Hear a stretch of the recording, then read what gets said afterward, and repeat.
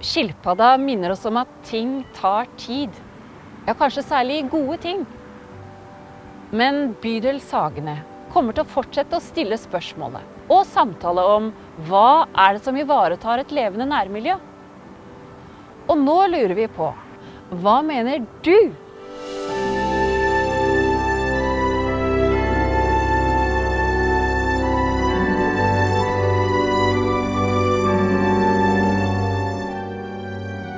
Der har vi på en måte vært litt sånn isolert fra bydel og kan si, fra den administrasjonen. Så nå når vi er kommet med og blir invitert i dette prosjektet, så får jeg mer oversikt. Og da kan jeg også henge opp plakat og få tilsendt plakat og få tilgang på det. Og så har jeg mer sånn kunnskap om hva som skjer. Så da kan jeg fange opp hva folk prater om. Og da hører jeg at de er stolt over å komme fra området. Det er veldig, veldig morsomt å høre. Og så kan jeg også anbefale å si at det og det er for den og den gruppa. Og så, ja, så er det det at noen vurderer å flytte, for det skjer hele tiden. Ikke sant? At folk flytter når de får litt store barn, eller før 4-5 år, så vurderer de å flytte herfra. Og da er det liksom sånn, de synes det skjer så mye, så de liksom kvier seg. De ser i andre bydeler, nei, der skjer det ikke noe for barn, og så tenker de seg litt mer om. Og det tenker jeg har kjempestor verdi. For vi synes det er slitsomt når folk flytter hele tiden. Det er positivt at de vil bli. Det som var litt spennende nå i høst, da vi hadde et stort foreldremøte. Vi har 185 barn i barnehagen, og det var et stort oppmøte. Og da la vi for første gang merke til at det kom en stor andel foreldre med afrikansk bakgrunn. Og da begynte vi å reflektere. Her har det skjedd en endring. Alle de små tingene vi gjør, sammen blir en sånn mosaikk av en helhet som gjør at vi går i riktig retning. Det er bare skilpadden som er laget av små mosaikkbiter. Barn og unge i dette området. Og vi har vel også sett at spesielt ungdom har vi hatt veldig lite tilbud til. Og det er jo noe vi jobber med kontinuerlig for å få til. Og det vi veldig ofte, det vi ønsker å gjøre, det er jo å bruke dette med brukermedvirkning. Snakke med ungdommene, få de til å si hva de ønsker seg. Og ikke bare gjøre det vi tror at de ønsker seg.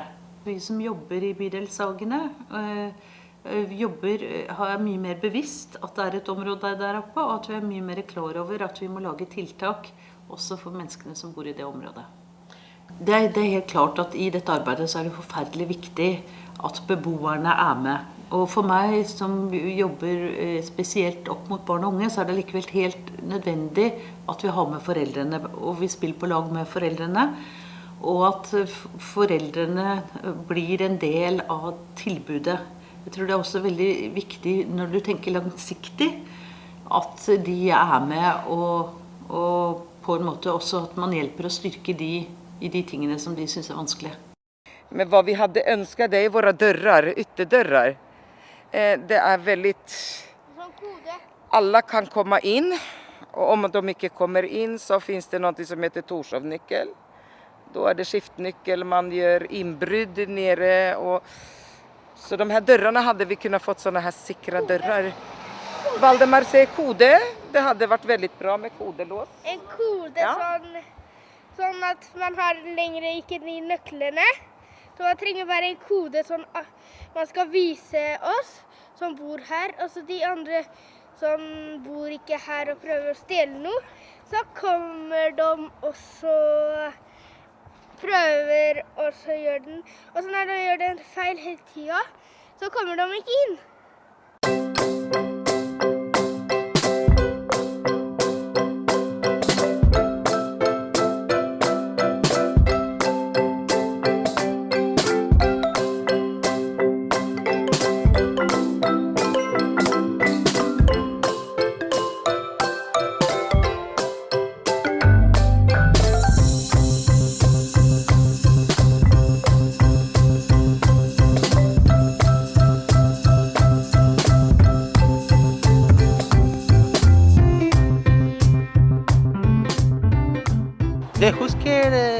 da jeg jobber hit, jeg var alene på sommeren.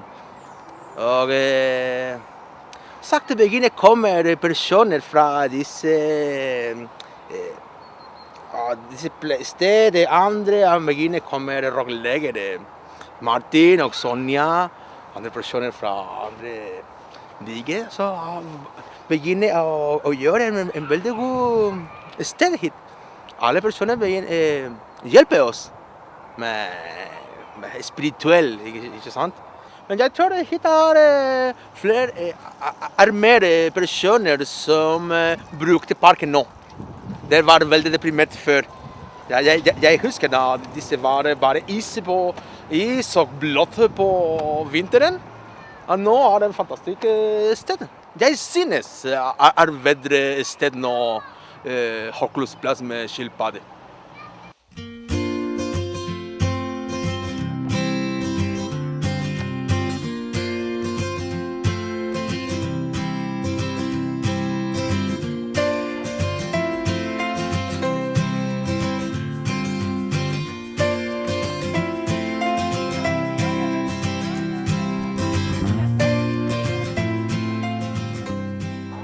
Jeg synes det blir kjempefint her med nye ting, sånn som bordtennisbord og alt mulig sånt. Og ny fotballbane, det trenges virkelig.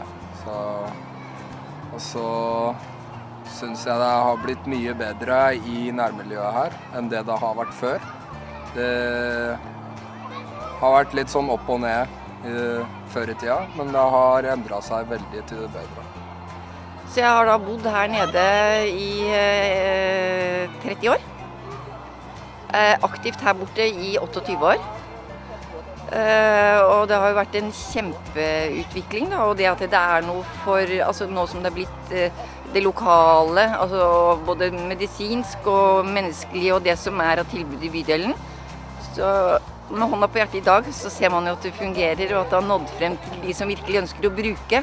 Også det at det sånne ting som dette, komme og vafler og den tilstelningen som Fot nå har da, med leiligheter på tirsdager og søknadshjelp på torsdager, at det enda, og at folk bruker det fordi de trenger det. Jeg synes det kjempebra. Og så sånn som dette her, det jo søndag og julaften og alt på en gang. Det ikke alltid man kan gå tur og få en varm vaffel, men det kan man faktisk her. Det jeg synes gøy at vi møter andre mennesker som går i gata, som spør oss hva som hyggelig, eller hva som skjer i nærmiljøet. Så skal vi få trampoline, fotballbane, så skal vi få bordtennisbane.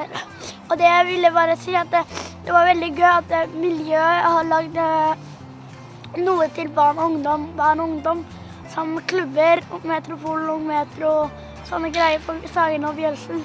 Og det jeg synes dårlig, at det at de har stengt fotballbanen nå, så vi ikke får lov å spille fotball. Vi startet her i Horklusplass forrige år, i februar, og vi har sett en forandring. Folk i begynnelse de var litt sjenert kanskje, og de går litt på den andre siden av gata. Men etter hvert begynner de å nærme seg og spør om hva som skjer, hva som foregår. Og så har vi fått noe som kommer bestandig for å hilse. De vet at vi her på torsdager.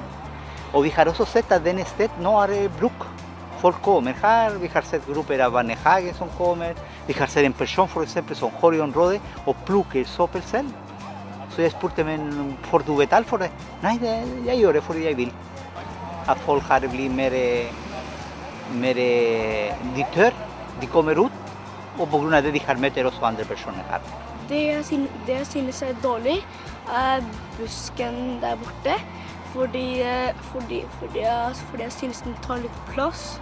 Og det som bra, at nå siden de har gjort de endringene, så har folk lyst til å være her mer, leke og ha det gøy.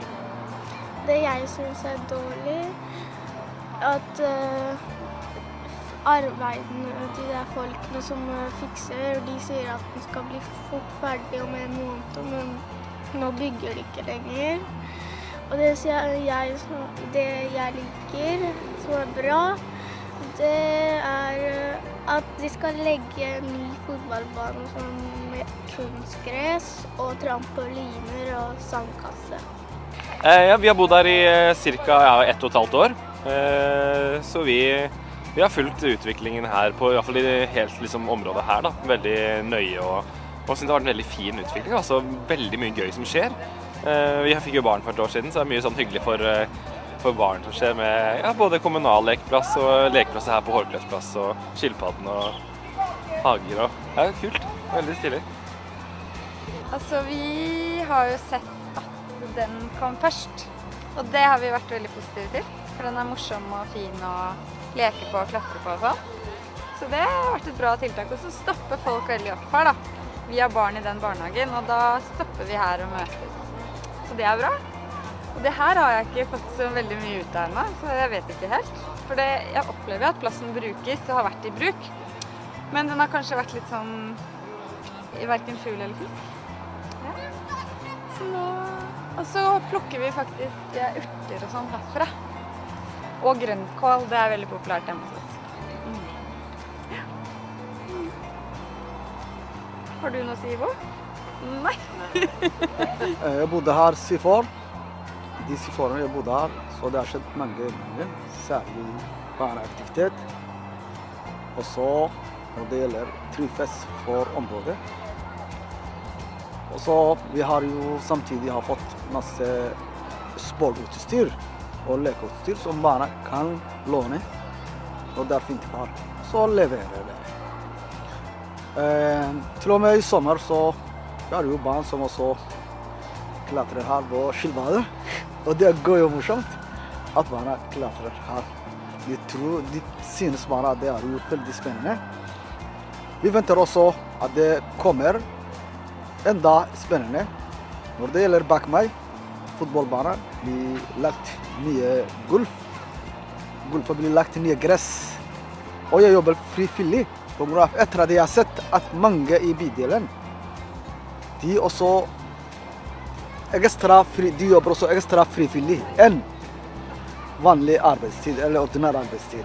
For eksempel de fleste gårder som jeg var inne, så de har laget også nye golfer, som det er jo man kan til og med bruke sparkesykkel uten å treffe hull eller noe sånt. Så det er jo gode endringer i det siste, og vi takker bydelen det de har gjort til oss. Og vi skal fortsette også å samarbeide med dem som frivillig. Ja. Og så vi takker for det. Vi sier ha det bra.